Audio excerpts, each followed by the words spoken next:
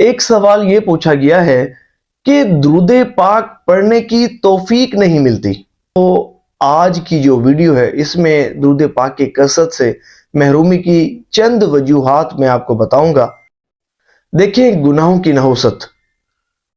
کی نحوست کے سبب بندہ عبادات سے محروم کر دیا جاتا ہے۔ اس بات کو آپ ذہن نشین کر لیں۔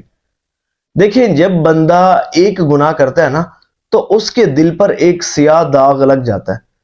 پھر جوں گناہوں کی کثرت کو بڑھاتا جاتا ہے، اس کے دل پر سیاہ داغ بڑھنا شروع ہو جاتے ہیں، دبے بڑھنا شروع ہو جاتے ہیں، اور پھر ایک وقت آتا ہے کہ گناہوں کی نحوست کے سبب دل سیاہ ہو جاتا ہے، زنگ آلود ہو جاتا ہے، اور پھر یہ وہ وقت ہوتا ہے کہ بندہ ہر طرح کی نیکی اور بلائی کے کام سے محروم کر دیا جاتا ہے۔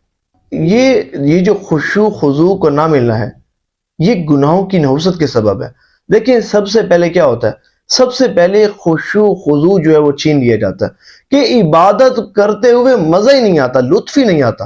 آپ نے نوٹ کیا ہوگا کہ بعض اوقات بندہ نماز پڑھتا ہے نا تو بڑا خشوع خضوع نصیب ہوتا ہے، بعض اوقات بندہ درود پاک پڑھتا ہے بڑے دھیان کے ساتھ، کامل توجہ کے ساتھ، ادب و اداب کے ساتھ، جو ہے وہ نبی پاک علیہ الصلوۃ والسلام کا تصور رکھتے ہوئے بڑے خشوع خضوع کے ساتھ درود پاک پڑھتا ہے۔ لیکن کبھی ایسا ہوتا ہے کہ بندے کا درود پاک پڑھنے کا دل ہی نہیں کر رہا ہوتا، پڑھتا ہے تو بڑی بے دھیانی، بڑی سستی، غفلت کے ساتھ، اور بس جو ہے وہ بڑا مشکل جو ہے وہ درود پاک پڑھتا ہے۔ آپ نے نوٹ کیا ہوگا۔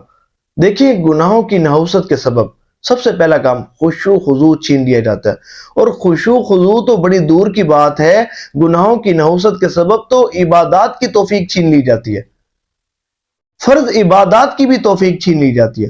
ایک بندہ بکثرت نمازیں پڑھتا ہے، لیکن پھر ایک وقت آتا ہے کہ نمازوں کی پابندی چھوٹ جاتی ہے، فرض نمازیں پڑھنا بندہ چھوڑ دیتا ہے۔ بڑی بڑی عبادات سے محرومی بندے کو گناہوں کی نحوست جو ہے وہ اس میں مبتلا کر دیتی ہے۔ حضرت حسن بصری رحمۃ اللہ تعالی علیہ آپ فرماتے ہیں کہ ایک مرتبہ میرے ساتھ ایسا ہوا کہ 6 ماہ تک مسلسل میں تہجد کی نعمت سے محروم کر دیا گیا، اور پھر فرماتے ہیں کہ اس کا سبب کیا تھا؟ فرماتے ہیں کہ اس کا سبب یہ تھا کہ ایک مرتبہ ایک بندہ رو رہا تھا، اور میں نے دل میں یہ گمان کیا کہ شاید یہ ریاکاری کر رہا ہے، اور اس گناہ کے سبب میں 6 ماہ تک تہجد کی نعمت سے محروم کر دیا گیا۔ تصور کریں، یہ گناہوں کی نحوست یہ بندے کو برباد کر دیتی ہے، یہ بندے کی دنیا بھی برباد کر دیتی ہے، بندے کی آخرت بھی برباد کر دیتی ہے، اور اسے اللہ کے نافرمان اور ناپسندیدہ بندوں میں شامل کر دیتی ہے۔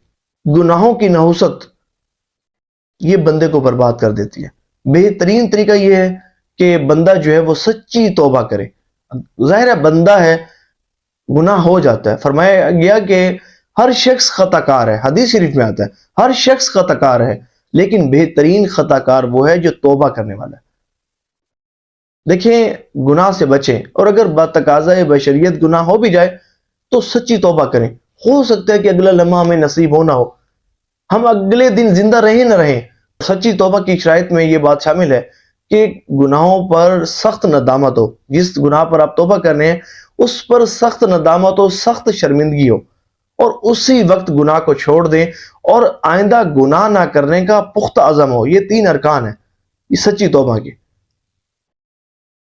اور اس کے ساتھ جو ہے وہ استغفار پڑھیں، درود پاک پڑھیں۔ اللہ نے چاہا جو دل کا جو زنگ ہے یہ دور ہونا شروع ہو جائے گا، اور عبادات کی توفیق ملنا شروع ہو جائے گی۔ اور دیکھیں، یہ جو درود پاک پڑھنے والے ہیں، جو خشوع خضوع کے طلبگار ہیں، جو چاہتے ہیں کہ انہیں عبادات کی توفیق ملتی رہے، تہجد بھی ہم پڑھتے رہیں، درود پاک بھی ہزاروں کے تعداد میں ہم پڑھتے رہیں، جلدی 1 کروڑ مرتبہ درود پاک پڑھنے میں کامیاب ہو جائیں، اس بات کو ذہن نشین کر لیں کہ آپ نے اپنی نگاہوں کی بالخصوص حفاظت کرنی ہے، خود کو فلمیں ڈرامے دیکھنے سے محفوظ رکھنا ہے۔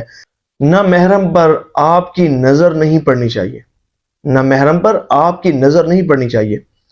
دیکھیں، حضور صلی اللہ علیہ وآلہ وسلم کی بڑی ہی پیاری حدیث ہے۔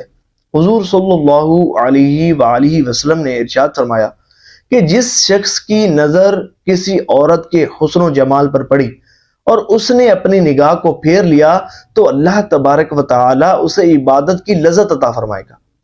سبحان اللہ، یقین مانے بارہا مرتبہ اس حدیث شریف کا تجربہ پایا اور اس حدیث شریف کو درست پایا۔ آپ نگاہوں کی حفاظت کر کے تو دیکھیں، گناہوں سے بچ کر دیکھیں، ایسا خشوع خضوع نصیب ہوگا کہ آپ حیران رہ جائیں گے اور عبادات کی توفیق ملے گی، اور ساتھ ساتھ جو ہے وہ بندہ دعا بھی کرتا رہے۔